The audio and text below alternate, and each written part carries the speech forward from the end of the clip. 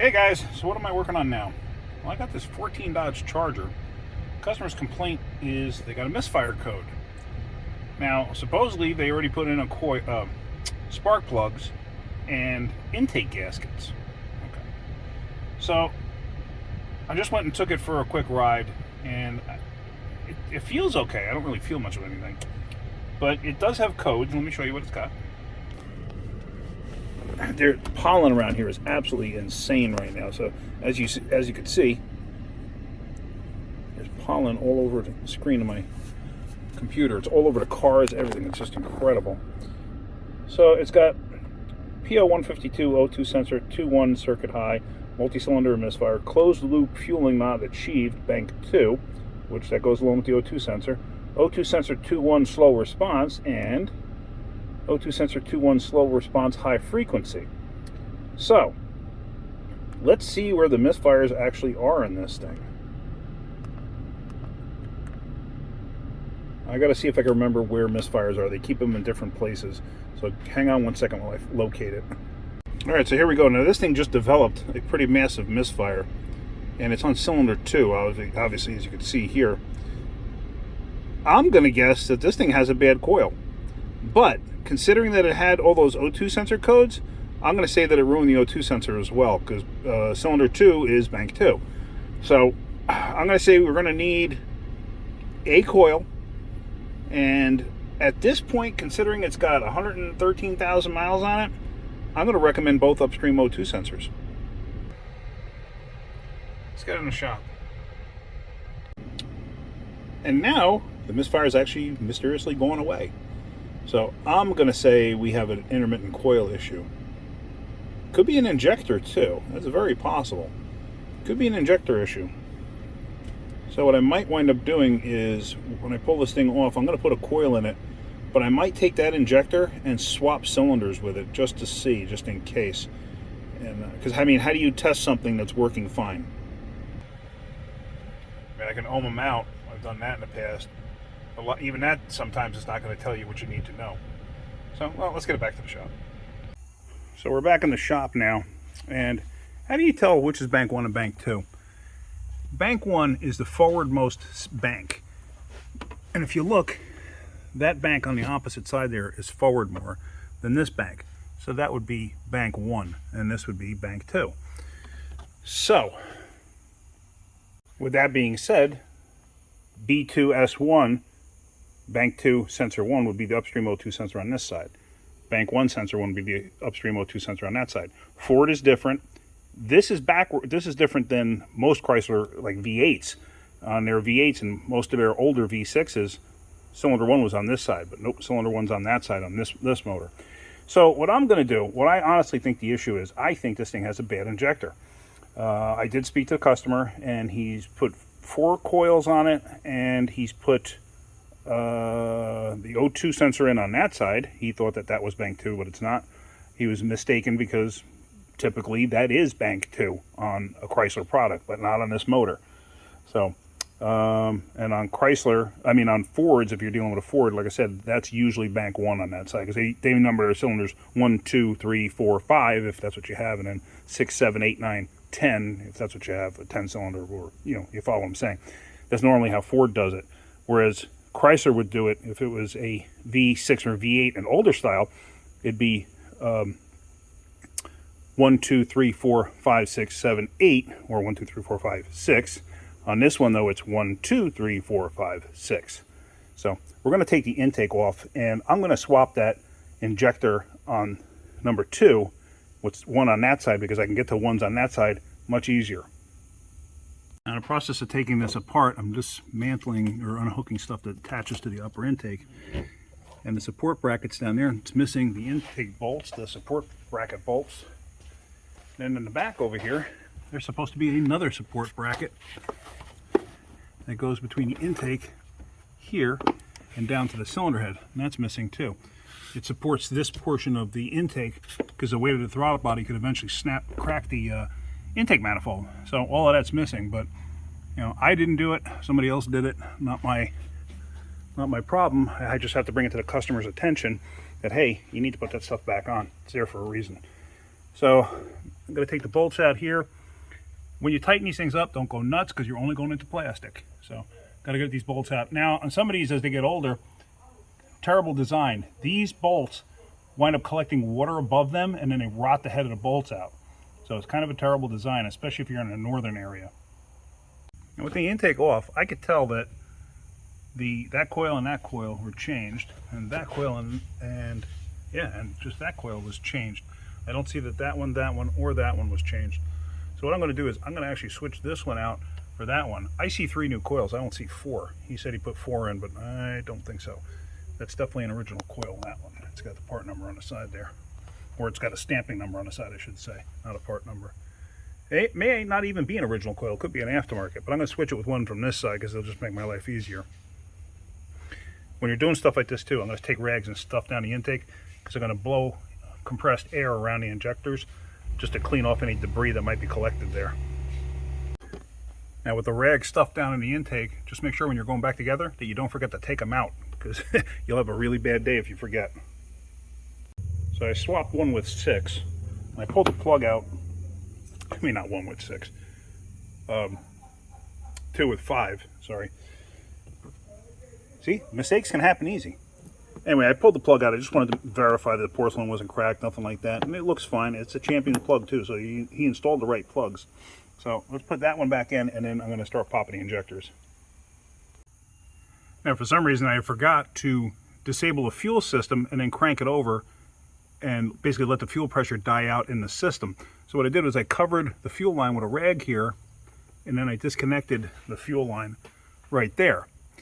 Now, had you not done that, if I didn't do that, and I went to go pull the injector out, once I did, it would have dumped all that fuel in there. It dumped actually quite a bit of fuel out, and it actually filled up in the valley down there. I don't know if you can see it, but it poured out a pretty good amount.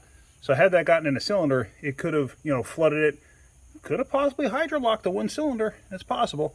So just do something like that just to be on the safe side. Always cover it because it's under a lot of pressure, so it would have sprayed everywhere. So let me lift this rail up now. All right, so now I'm going to lift up on the fuel rail. These are the 4 bolts that hold it down in place. And loosen them up. Stick those off to the side. Now, you got to be careful when you lift this up too, because you don't want to disturb the O-rings too badly. I mean, you're going to disturb them, but you don't want to tear them.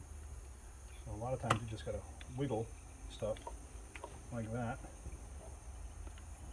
Be careful so you don't break the rail. Obviously, you don't want to do that. Okay. Oh, there we go. And actually, the rail is coming off and leaving the injectors in place.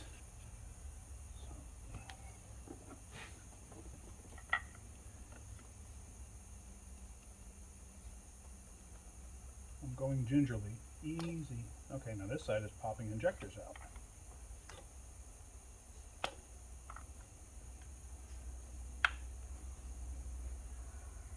Okay, that one left the injector in place. So now what I'm going to do is I'm just going to disconnect the electrical connector. Oh, you can see that.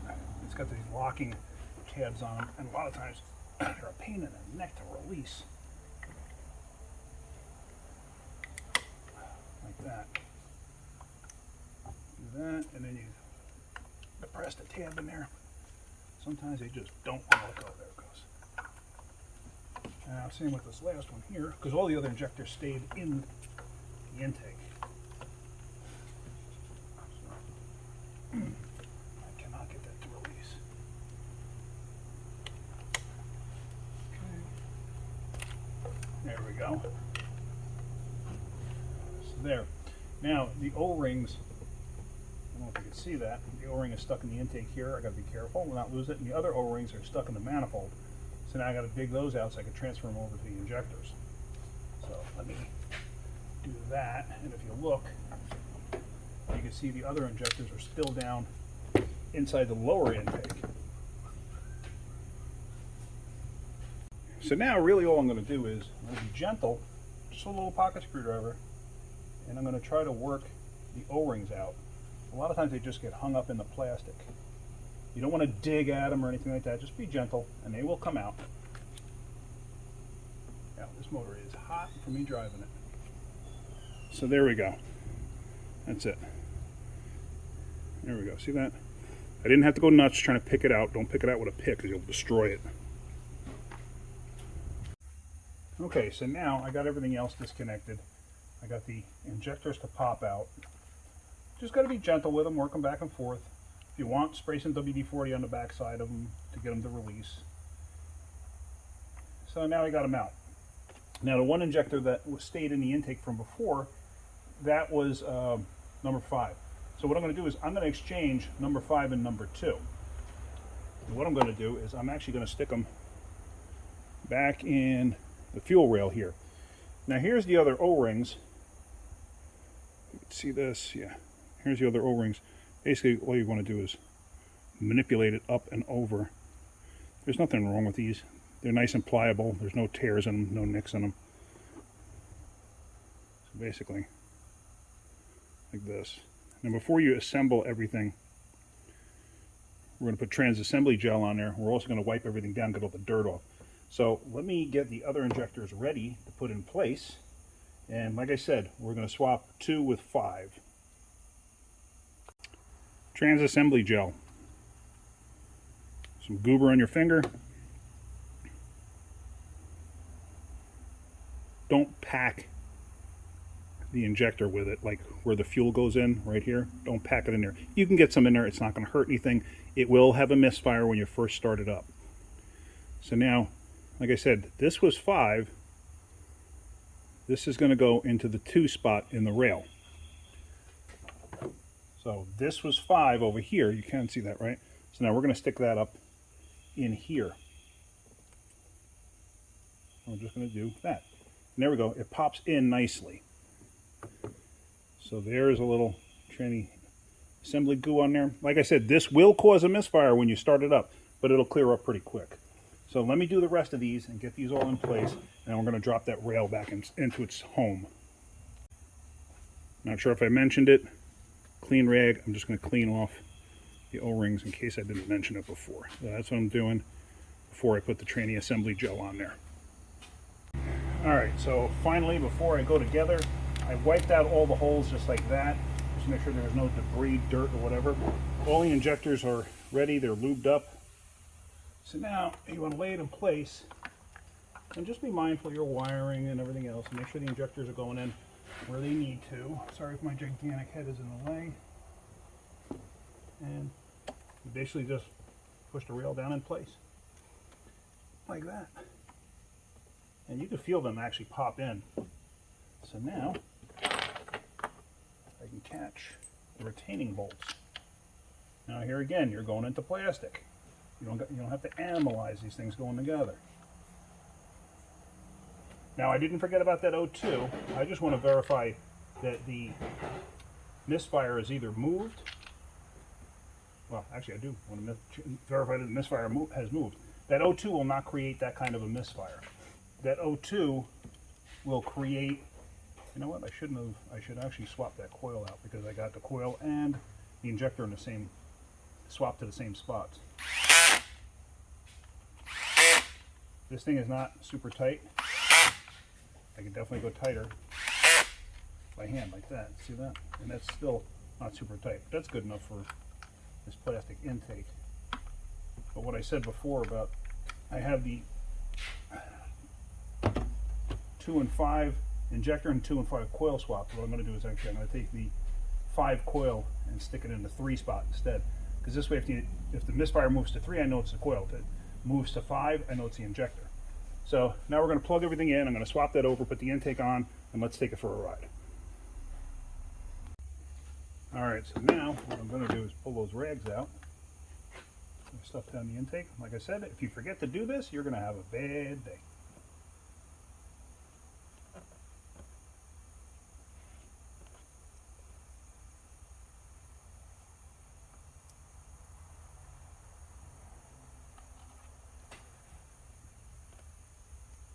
Alright, so I'll lay that intake back on in place.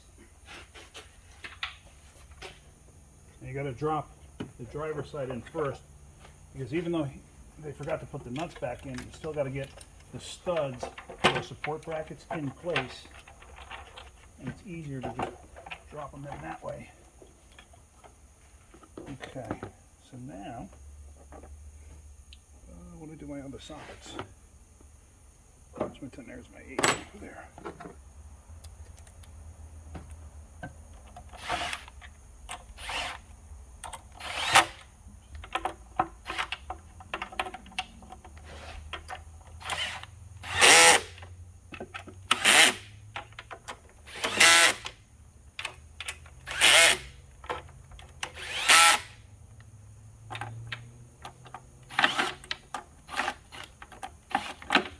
Somewhere.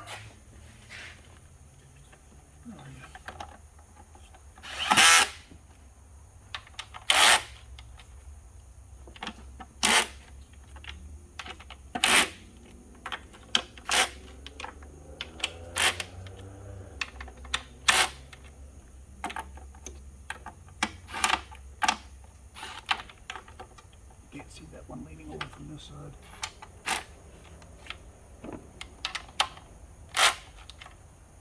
All right, so that's in place. There, that's in place. So now let's put the rest of this stuff on over here.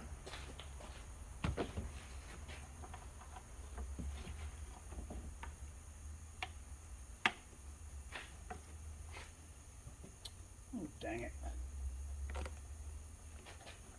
See that? I munged up. I got the breather tube stuck underneath here. Come on out. There we go. Or a vacuum hose, whatever this is. There we go. Come on.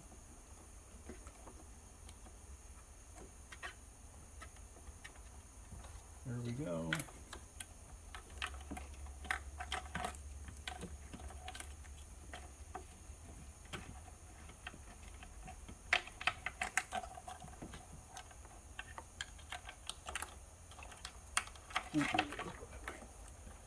Just take that off right now. Make my life a little bit easier. Sometimes I don't think. Actually, it goes this way. I told you even I make mistakes. Not perfect. I had the wiring in the wrong position. I had it going in the wrong direction, so nothing wanted to reach correctly.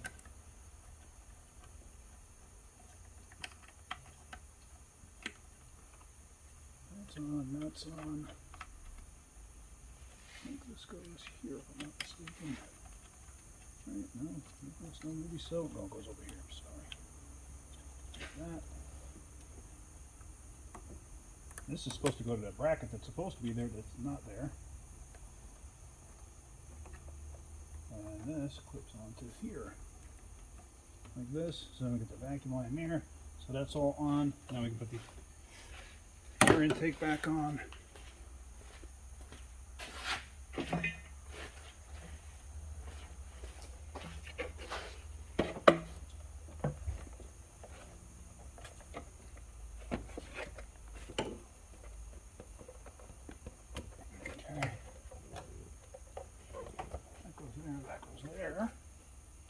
And we're going to put my little gun. So now first, I'm going to tighten up that one there. And that one there. And I'm going to wait to put the engine silencer cover on until I start this. Oops, drop the rag, where'd it go? I'm down here.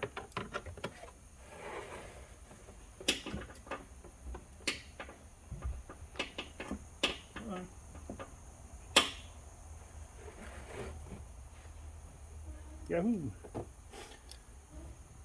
Alright. We put some tools away. Let's start this thing up. Alright, so there we go. I just started it up. It chuckled a little bit. I thought I was recording when I hit the start button, but I wasn't. So it actually sounds pretty smooth. I actually forgot to hook the air intake temperature sensor back up. That'll set a code immediately on a Chrysler.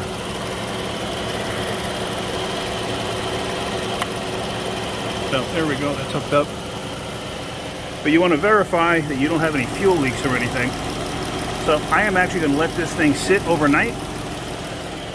And in the morning we're going to take it for a ride. Because the customer told me it seems to happen more during its warm-up cycle. I think the engine's too hot now. So let's get on this in the morning. Hey, good morning everyone. So I'm back on that charger. It's first thing in the morning. I haven't started, I haven't done anything yet. So we're going to try to find if the misfire moved. Hopefully it did.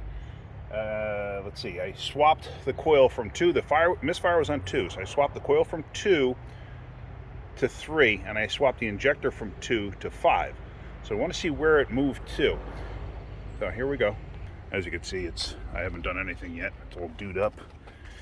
And let's get this thing into, it's a push button. So you got to get it in the run mode. Let's go in our scanner here. Let's go to previous vehicles, vehicle history, charger. Lower this heater down. Now we're going to go into data. No, it's not data. Darn it. It is in system tests. Yeah, there we go. I get them mixed up because they changed where that is located on different vehicles. All right. So now, let's take it for a ride and let's see what it does.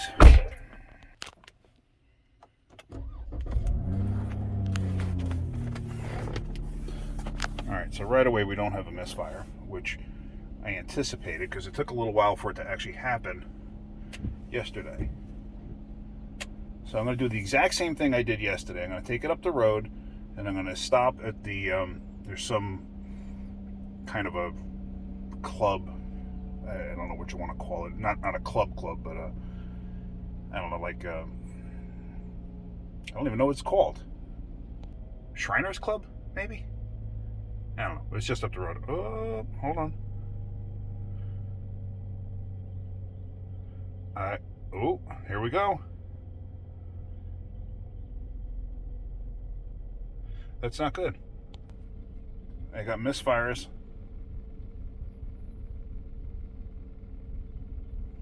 On cylinder 2 still.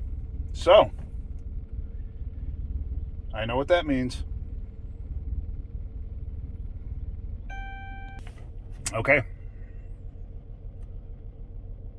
It's misfiring pretty good, and then it'll go away once it gets warmed up. I know exactly what that is now. That is a bad cylinder head. It's actually a burnt valve. Chrysler had problems with them on 2011, 12, 13, 14s. Doesn't happen to all of them. Only happened on certain ones. But at the dealership, we changed quite a few cylinder heads. It actually slightly burns the exhaust valves. Why it does it, who knows? But they redesigned the cylinder head. There was something about overheating those valves, but it never happened to all of them. And what we found, or what we seemed to find, at least when we were talking with engineers and stuff like that, and in classes and stuff, they tend to find the ones that were driven aggressively, or the ones that were driven spiritedly, let's put it that way, like how I drive everything I own, those are the ones that never had a problem. The ones that were driven like little old ladies, those are the ones that had the problems. Police cars had that problem because of all the idle time. But yeah, this is going to be a cylinder head. So there's no reason for me to road test it. Actually, you know what? Let me road test it anyway. I just want to see what it feels like on the road. I'm just going to at least go around a block. But okay, let me do that. So there you see, it's still climbing, and it's still cylinder 2. And if you notice there, for a short, brief period of time, cylinder 4 was also doing it. Usually, most of the time when I see these, actually, no, it is cylinder 2 is most common. I keep mixing up because left and right bank are opposite of what's usually a Chrysler product. I was about to say cylinder 1, but no, it's cylinder 2. All right, let's go for a ride. Now, I did just check, and Chrysler has the warranty for 11, 12, and 13, and they say it only affects 0.5% of the vehicles. Yeah. When we're at the dealer, we did quite a few of those things. But yeah, so it doesn't affect 14 supposedly, but I've seen a number of 14s do this. So I don't know, I may recommend that he calls a dealer and maybe calls Chrysler and see what they'll do, because this is definitely a valve related issue, and now the misfire is gone during the heat up. So either the valve gets hung up in the guide or the valve face slightly burns. But anyway, I'm going to take it for a quick road test. I just thought I'd tell you that I did look it up just out of curiosity. So now that it's fully warmed up, it seems to be running absolutely fine. And when I spoke to the customer last night, after I did everything, he said to me it did it more often when it was colder out. He said it would start misfiring like crazy, and then it cleared up. Now, he mistakenly thought that bank 1 was bank 2. He thought the firing order was opposite of what it is, so he kept on paying attention to everything on the right side of the motor, not the left side of the motor. And the left side of the motor is known for having issues with, like I said, either valves getting hung up and then slightly burning the exhaust valves, or just hanging up and they're never closing correctly during the warm-up cycle like this is doing. So we're going to have to call the dealer and run the VIN through them to make sure that this thing's covered under warranty. But the problem with this is trying to actually show you what's going on is darn near impossible. Even a cold leak down test won't really show you. You know, it has to be during the warm-up cycle. And then how do you manage that? You got to take the intake off and then do it while it's doing it. I mean, it only lasts maybe 90 seconds. So, I mean, there's a very small window there. But just going off experience, what I know, what I dealt with at the Chrysler dealer, it's going to be a cylinder head. Guarantee it. It's a shame because the thing runs great. It runs absolutely perfect. So, unfortunately, we're going to end this here. All right, guys. If you get something out of my video, hit that like button. If you're good, please subscribe. Have a great day. Keep wrenching.